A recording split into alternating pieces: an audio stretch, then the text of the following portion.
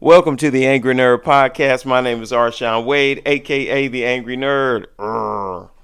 The Angry Nerd Podcast is taped in my mother's basement and brought to you by a few life regrets and a couple of shattered dreams. The Angry Nerd Podcast is sponsored by the money that my wife gives me out of my SSI check, money that I get from some chick named Joni, and the contributions from listeners like you. Tonight's topic: parenting and quarantine. Parents just don't understand. But first, hot topics. There's no topic hotter right now than George Floyd being murdered by a couple of cops up in Minnesota.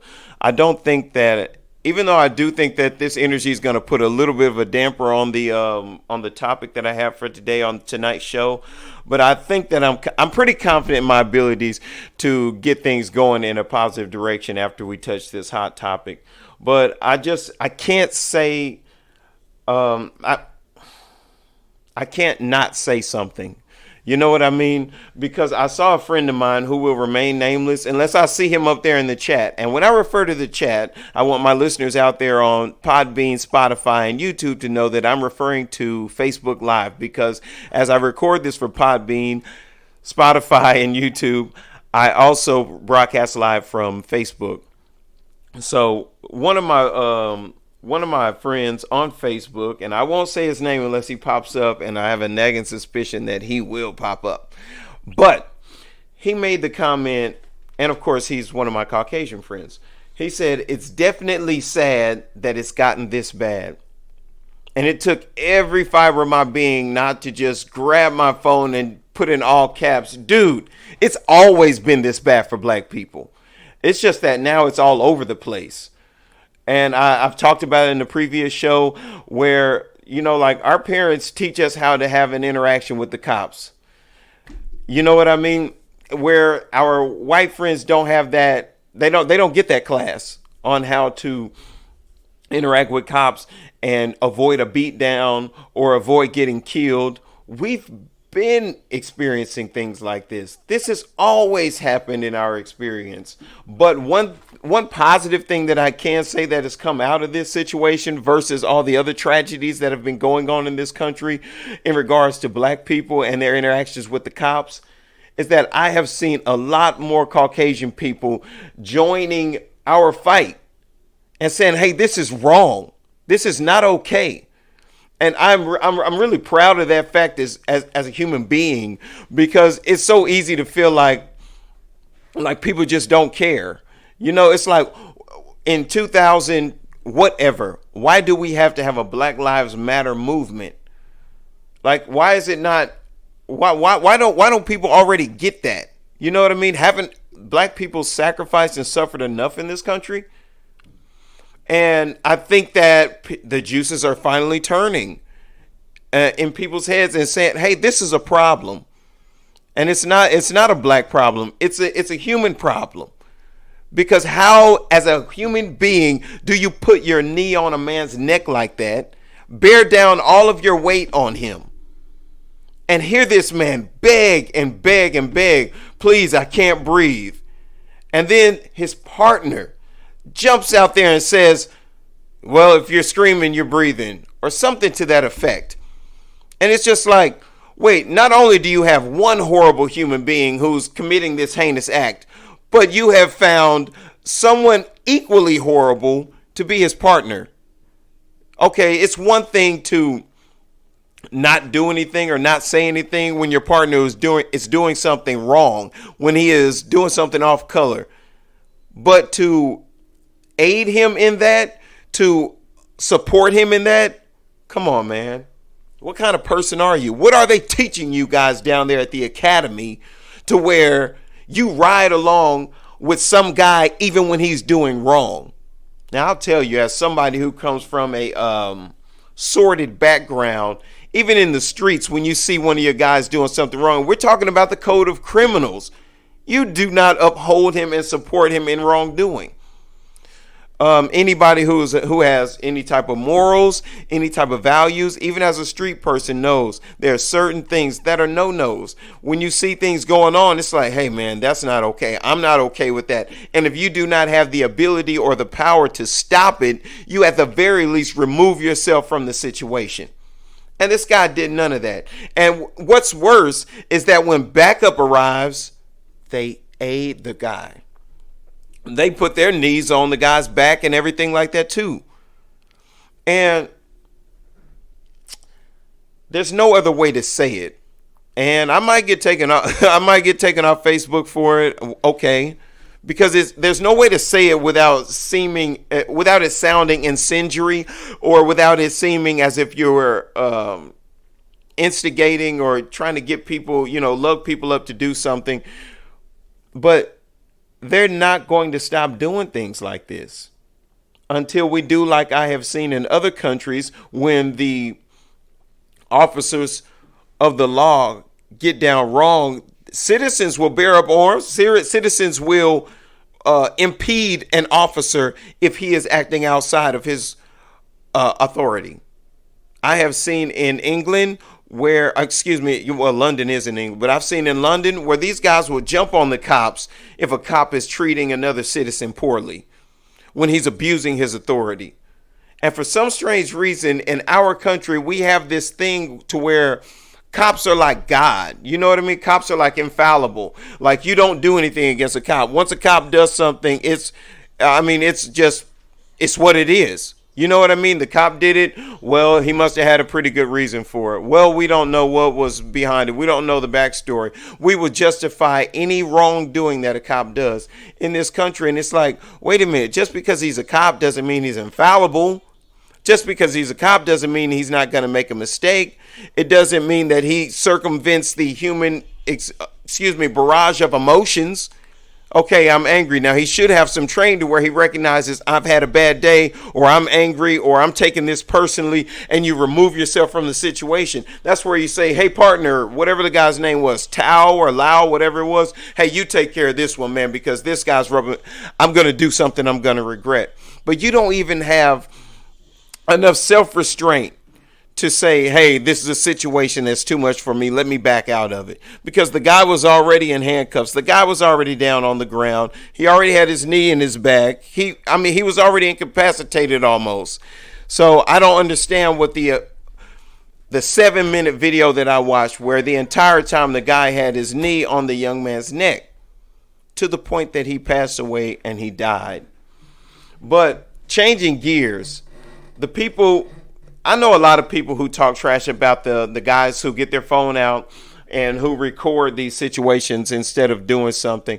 And for me, it's just like what I'm doing here. This is what I do. I talk. I'm going to bring attention to the situation with my platform, with my audience. I'm going to use my voice to say, hey, that's wrong. And in situations like this, there are people who have to document it. Someone has to get the camera. But what I noticed was there were people on the sideline who were letting them know, hey, what are you doing? Like, they weren't backing down. People were there. And I'm telling you, there are some people. The mainstream media is so irresponsible. I'll tell you why the mainstream media is so irresponsible. Because they will say, white cop killed a black man on the street. And see, what they think they're doing is setting the stage for this whole race war that some of the those left-wing zealots talk about. But that's not what they're doing. What they're doing is they are setting the stage to pit everyday citizens against the police. That's what's happening. And you better believe it's not going to go well for the police officers, because let's face it, they are not the only ones with guns. They are not the only people with training. They are not the only people, who are willing to band together. And what's going to happen, I know this is going to happen, because people are sick and tired of cops doing things like this. People are sick and tired of the police officers. Even people who are devout patriots and love this country are sitting back saying, look, that's wrong. That is not our tax dollars at work. This is a yahoo with a grudge or a personal vendetta or something like that, who is using his badge to hurt people to the point of killing them. And that is not what we pay taxes for. He does not have the authority to take a man's life. He doesn't, police officer or not. He does not have that right. He does not have that authority. And I am proud of the people who were there, who stood firm, because I saw representations of maybe Middle Eastern. I don't know. I don't want to be disrespectful, but maybe there was a Middle Eastern gentleman there. There was a black guy there. There was some white people there. And I was really proud of that. The fact that people are like coming together. They're like, screw what color he is. This is a United States citizen right here who you are killing. Who you are effectively killing. There was nothing about it was right. It didn't appear to be by the book. And everybody saw that it was wrong. There was not one person. I haven't seen any of those normal comments when stuff like this goes on. Like, we don't know what happened before the cameras got to rolling. And I'm proud of that fact. I'm proud that so many people have overlooked petty things like that, and who have just acknowledged this wrong, this human wrong right here. I'm so proud of the fact that we are standing together and we are standing against people like this, because these 4 guys that they fired, that's one thing. Now we need to get criminal charges brought against these people, because if a regular person, a Joe Blow citizen, accidentally kills somebody, he's going to get manslaughter at the very least, and he's going to get prison time. Now, these guys are officers of the law, well versed in the law. They are educated and they are trained in the law, in enforcing the law. So an example should be made. It's time for an example to be made out of people like this, who we have decided to trust with keeping us safe. We decided to trust these people and empower them to keep us safe. And they turn around and they abuse that power. You see, this is like this is the equivalent of a foster parent abusing the kids that they adopted. You understand what I'm saying? The powers that be have given you this authority, and you used it to do negative things. And so people like that, they should get severe punishments. They should get a punishment that is much more severe than the average citizen is going to get. And I'm very interested to see which way this case goes. But I do want to say shout out to the American people. I want to say shout out to the citizens of Minnesota who are not standing for the bull crap. I want to say shout out to those people who are going out there and who are demanding justice for this man who was killed. And I'm glad that people are using terms like murder, because that's exactly what it was. It was murder.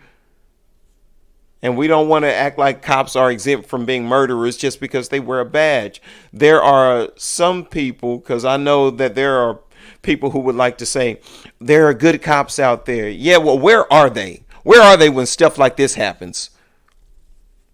I will tell you, this man bastardized that badge. He bastardized that uniform, and he bastardized the authority that we, the people, imbued him with. That's exactly what he did, in the worst kind of way. Now, I do want to change gears because I wanted to bring some levity to my main topic. Now that we're done with hot topics, shout out to George Floyd and his family, and I hope that we do get justice. I hope that the other cops who are doing things like this see this, and that an example is made of these men, and they know that, hey, it's not okay. That badge and that uniform does not give you the right to do whatever you want. You have rules to follow. You're not above the law. You have been imbued with the authority to enforce the law. And that's it. And that power was given to you by us, the people.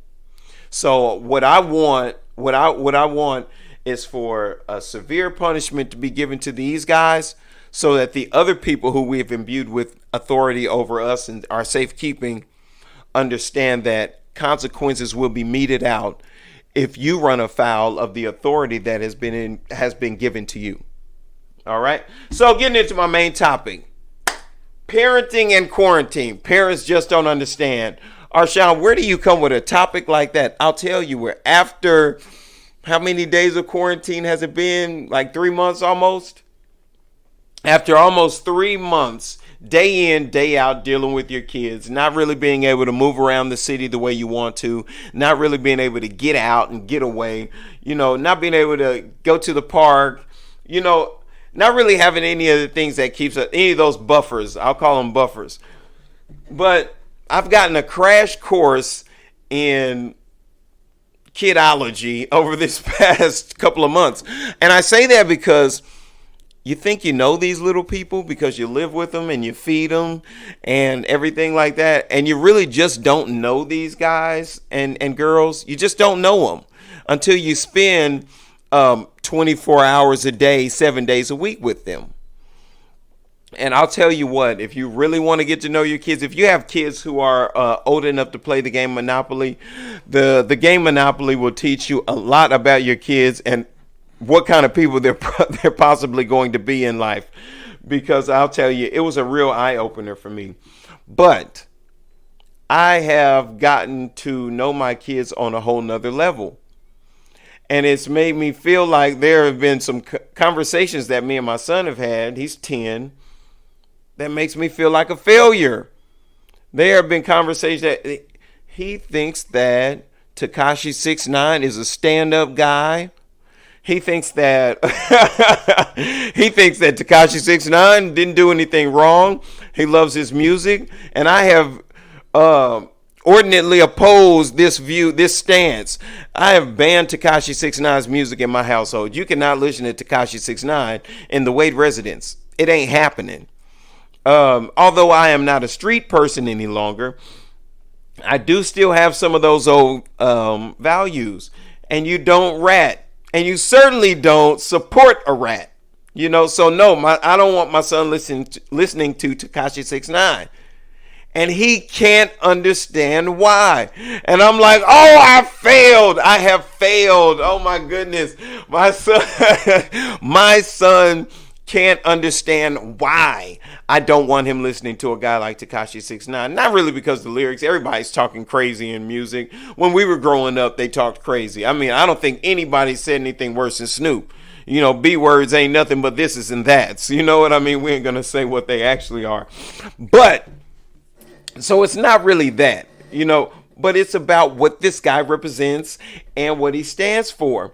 And I can't get it in this kid's head. He's like, yeah, what does that got to do with anything? They separate, what I've realized is my kids have an ability to separate the guy and what he did. Like, he understands the institution of snitching. He understands that wasn't okay. That wasn't cool. But he has compartmentalized the fact that he's a snitch. And he's like, I'm not going to deal with the snitch part. I'm just going to deal with this music. I like his music, and he's cool, and he dresses cool, and he wears cool jewelry. And yeah, he's cool. So I'm like, wait a minute, but what about the snitching? Yeah, that's not cool. He shouldn't have done that. But man, have you heard his new song? And I'm like, no, I'm not going to listen to anything like that. And then I think about R. Kelly. And I still step in the name of love. You know what I mean? R. Kelly did a horrible thing. He did something heinous. He allegedly, because he hasn't had his day in court yet. So allegedly he's done these bad things, but I still step in the name of love. So on one level, I kind of get it, but then again, I don't, because for us, speaking for people of my age range, I'm in my mid 30s. And when I was growing up, it was like when you were a rapper, there were a few things that went along with the mantle of being a rapper. One, you had to write your own lyrics. And two, the lyrics that you were rapping, the things that you were speaking about in your music, had to be a reflection of either one of two things: the way that you live your life or the way that you have previously lived your life. And if you were found to be fraudulent in this, you're done. Like, your rap career is over. Once we find out that you got punked or you were a snitch or anything like that, any of those bad things, you're done. You're done. Because we're not fooling with you like that. And I guess because we listen to music that we can relate to, because we come from the struggle, bunny ears struggle. And I was talking with a friend of mine the other day about this. It's like we look at our kids and we see the life that we try to give them the life that we didn't have. Because sometimes we came from broken homes, or a parent passed away, or mom and dad got divorced, and things got sketchy after mom and dad got divorced.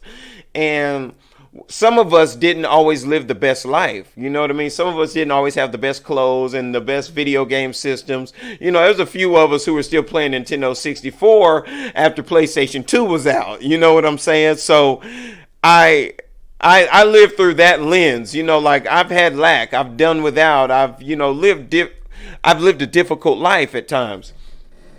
And like I was explaining to my friend, we expect our kids to appreciate things the way that we appreciate them, because we know what it means to not have those things. But what I found out is they don't know what that's like, because mom and dad have worked very hard. It's different. It's a little easier to provide these things, these extras and whatnot, nowadays than it was when we were growing up. So I had to keep, like I was telling a friend of mine, I had to psychoanalyze this, because my feelings were hurt. My feelings were hurt. Like, my son wants to listen to a guy who prides himself on snitching on all of his friends. He doesn't take take care of his shoes. Like, if you got a new pair of sneakers, when I was growing up, like, you kept them clean and everything like that. This dude will go play football or basketball or have a foot race, anything like that. Dad's going to get me some more if I tear these up. I knew that if I tore my shoes up too fast, it would be Christmas before I could get some more. Or it would be when school started back when I could get more. So I would take care of my shoes. I would take care of my clothes, because there ain't no telling when I'm going to get more. If I had a video game system, I would take care of it, because if I tear this one up, I knew mom was not going to be very quick to get me another one. She would say, "Oh, I'm not going to spend $200 or $300.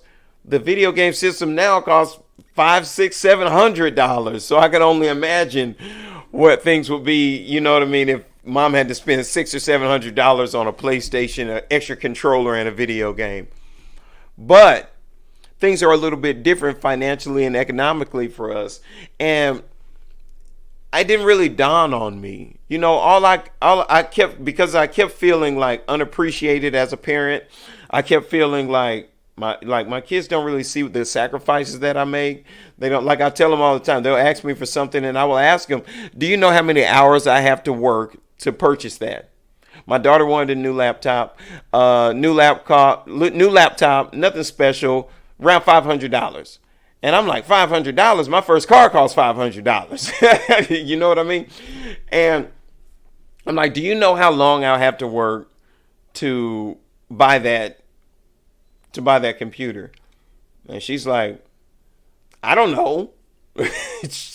She doesn't care. You know what I mean? And it's like, we have groomed them to be spoiled like that. Like, we sit around and we will talk. Me and my friends, we're all around the same age. I think I'm the youngest out of my little clique of friends. And we'll sit around and have these conversations, and we all feel the same way. Like, these kids are ungrateful. I do everything I can to provide.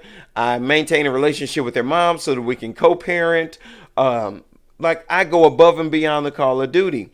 For my friends, I have friends who are on child support, and they pay their child support, and the kid still calls and asks for money, and they give it to them. Or the kid calls and asks for shoes, and they buy it for them. For instance, my situation, me and my ex-wife, we split kids. I got the boy, she got the girl. But the girl still wants stuff.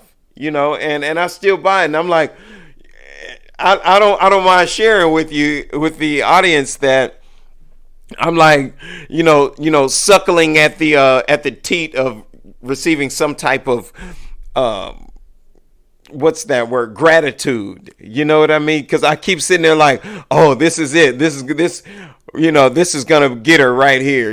She's like, "Oh, thanks a whole bunch. Yeah, that was great. Thanks." And I'm like, "Oh, all right." I'm like, "Oh, I know what it is. I'm gonna take her somewhere nice." "Oh, this is a nice restaurant. Yeah. Do they have tacos here?"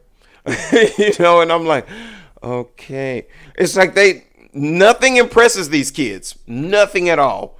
You see, they don't get excited about anything. And I had to, like I said, I was almost depressed. I was almost depressed about this. Um, I was almost sorry about that. That was my phone. Apparently, somebody doesn't know that I'm that I broadcast from Facebook Live and I'm doing a podcast right now. But I was like borderline depressed because I was like, I'm trying so hard. I'm working so hard to be a parent. And like I said, I had to really dig deep into the situation and take a hard look at it because I couldn't figure it out. Like, what am I doing wrong? There's a part of me that wants my son to be like, I don't want him to be like a street person, but I do want him to have like some street-ish ways. You know what I mean? Like just the tiniest drop of gangster. You know what I mean? Just a little bit of gangster. You know, and it's like not there. And I recognize that comes from the struggle. And I remember a Dave Chappelle skit where his son was like, where they switched places. He was like with the white family and the white dad was with the black family. And the little white kid who wants to be a gangster, he like drops him off in the hood and he's like, hey, get it how you live, baby.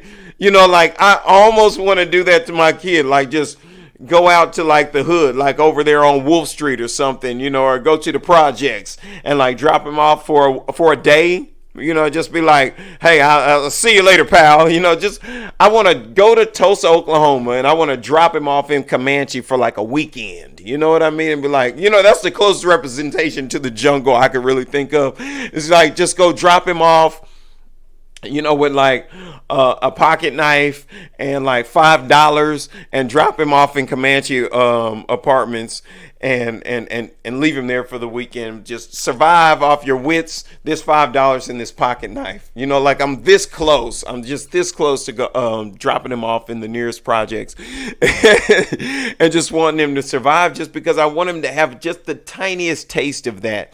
And by no means am I like rich or anything like that, but I have been blessed enough to do okay for myself and my family. And these kids are like spoiled, you know, like my daughter or my son, I can't remember which one of them, but they made the comment to my wife, you and daddy got a lot of money. And she was like, no, we don't, you know, and I was like, I can't believe they said that to you. Like they was like, well, they get to eat out all the time. If they want something, we figure out a way to get it, you know. And I was like, I have failed. How did I allow my kids to be these spoiled little brats? And what I found out is I stopped spending money. I stopped spending money in this sense, like buying video games and like buying stuff for the computer. I stopped doing that. And what I did was I bought board games. I went out and I bought some canvases, some paint brushes and some paint and stuff like that. And I started doing things to create a bond. You know what I'm saying? Instead of spending this money in hopes of getting some sort of gratitude, I recognize that that's not coming. There's nothing that I could buy or nothing that I could get for these kids that's going to impress them. So what I had to do was try to figure out a way to create a bond. And I found out that my daughter has very good talent as an artist. She did a really great job. And I found out that I never want to play board games with my oldest son because he is, there's probably not a kind way to say that your son's like a moron, you know, but it's like he's smart, but he just likes to cause ruckus, you know. He doesn't like to play the game the way it's supposed to be played. He is going to cause chaos. You can't have fun with the game until you figure out a way to get him out. You have to beat him first in order to enjoy the game. So my son enjoys being the villain. But as asinine and as painful as it is to play board games with him, I learned something very important about my son. He is the kind of person who's going to go against the grain. And it's not that he's wicked or evil or anything like that. He just enjoys going against the grain, pushing the envelope. Well, why do we got to play it like this? I'm going to play it like that. Like his goal in Monopoly is to live like the people in music videos. You know, he just wants to get money and buy stuff. And eventually he's going to pay rent until he gets out of the game because he won't buy property. He just wants a lot of money and he pay and he ends up getting kicked out of the game. You know what I mean? About, I don't know, halfway through. And so quarantine has taught me that it's not that I've been parenting the wrong way per se. It's not that I have been doing anything wrong, because my motivation is genuine. My motivation is pure, but it's been misguided. It's been misguided because I have been motivated to parent from a place of lack. I have been motivated to parent from the things that I didn't have. And I am one of the advocates for don't give your kids what you didn't have, teach them what you weren't taught. And instead of teaching my kids what I wasn't taught, I was caught in this tangled web of trying to give them what I wasn't given. And I'll tell you, it's hurtful because I ended up feeling unappreciated. I ended up feeling unfulfilled. And when I started sharing this space with my kids, to the tune of playing board games, painting. One time we had a rap battle session, and I've been trying to figure out how I can break that down into snippets because it's like 10 minutes long, and I want to put that on Facebook and share that with the audience so that so that people can see that, because my daughter did really good. Like my daughter, like she's talented. I didn't know that about her until we started doing things like this during this quarantine. But yeah, we had a rap battle one time, and then I think we had a roast session. We ended up having a roast session that was pretty good too. And I felt more fulfilled doing that, playing board games and having the rap battles and roasting. And one time we had a poetry reading. We all wrote poems and we wrote songs and stuff like that. And I will tell you that there was more value in that than anything that money could buy for one of my kids. There was more value in spending time being creative with each other than there was in buying video games or buying computer games, software, anything like that. And that, to me, that's the biggest takeaway for me from this whole quarantine and parenting thing, because I had to totally revise my parenting strategies because I'm very archaic in my parenting pedagogy. I'm like, well, I go to work every day, I pay the bills, you know what I mean? I kick butt if need be. That's kind of my whole get down. And I've had to revamp that. I've had to revise that. And I'm actually in the process of doing it. So I'm not speaking from a place of like, oh, I got the whole parenting thing figured out. I got it all licked. No, it's not that kind of energy at all. What I'm saying is, and there may be people who are farther along in the parenting journey than I am who are like, dude, I knew this 10 years ago. Kudos to you. But I just found this out during this quarantine thing, that it's not really important, the money that I spend on my kids. The most important thing is the time that I spend with them. Getting to understand that these little miniature humans have thoughts, feelings, and emotions. And sometimes those thoughts, feelings, and emotions are contrary to me. I had to really take a look at that. I was like, that's selfish, because I want them to respond to my parenting the way I want them to respond. But that's not the case. They are going to respond the way that they are wired to respond. And I think that I have kind of found like a common ground with my kids, because it seems like the more we spend time playing games and the more that we spend time with each other, the less that they want to spend time on their phones, on their tablets, and on TVs. And I found that to be like the answer to that question. Like, I know a lot of parents who talk about, man, all she wants to do is be on that tablet. Man, all he wants to do is be on that phone. All he does is play video games. And what I found is, now when I come home from work, hey, Dad, do you want to play Clue? Hey, Dad, can we play? We have a game called Smartass. It's a really fun game. But hey, can we play Smart Ass? I think they want to play Smart Ass just so they could say the A word. I think that's kind of what that's all about. But that's always the first one. Hey, Dad, can we play Trivial Pursuit? Uh, and I think that thanks to COVID-19 and the fear mongering media who has us all in the house on quarantine, I have developed a different, and I won't say better, I will say different relationship with my kids. So I think that tonight's title, Parenting in Quarantine, Parents Just Don't Understand, that comes from Arshawn not understanding. And Arshawn always being a work in progress and always growing and looking for the next phase of development as a human being. So I want to leave you guys with a couple of thoughts. I want people to continue to support each other. If you see someone who is out and something bad is happening, say something. At the very least, say something. Everybody's not a gangster. I'm not one of those people who's going to say everybody needs to go out there and bang on the cops. I'm not, everybody's not that way. I'm not that way. But what I will say is that we need to stand together and we need to support each other. And that ties right into parenting. I think that we need to, especially as men, I was very proud of me and a couple of my longtime friends this weekend for sitting down and having a conversation. Because as men, I think, for me, I won't speak for all men, I do more complaining than problem solving when it comes to trying to figure out what I need to do to be a better parent. And this weekend, me and my buddies, we got to sit around and have conversation. We got to talk about, I got to listen to the way they parent and the things that they do and get a couple of takeaways from that conversation. And I was able to share some of the things that I do and some of the things that I failed at and things like that. And we just, had a really good conversation and we had some really good ideas bounced around.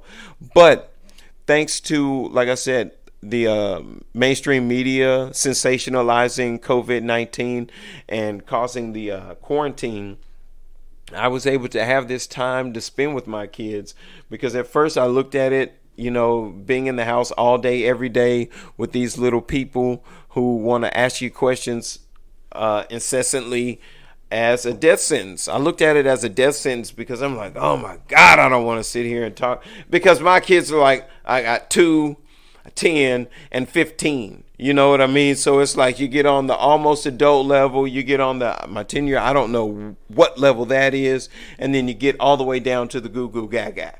You know what I mean? So it's like up and down all day and all points in between. But it turned out to be a very pleasant experience. And I'll tell you, with a little bit of imagination and just a little bit of, motivation, this time that we're in the house right now, this time that we're trapped with our kids, can really be a blessing, and it can be an eye-opening experience. And I hope that other people share their experiences with their kids during this quarantine. I will be looking in the comments to see if anybody has any questions, and I will get to you and I will answer those questions. Once again, for my listeners on Spotify, Podbean, and YouTube, when I reference the chat, I'm talking about the chat on Facebook, because I broadcast from Facebook Live as well as record this for Podbean, Spotify, and YouTube. Well, I'm going to jump off of here because my wife is making huffs and puffs, and I think I might be in trouble. There just ain't no telling with me. As I said, work in progress. My name is Arshawn Wade, a.k.a. The Angry Nerd. Peace out.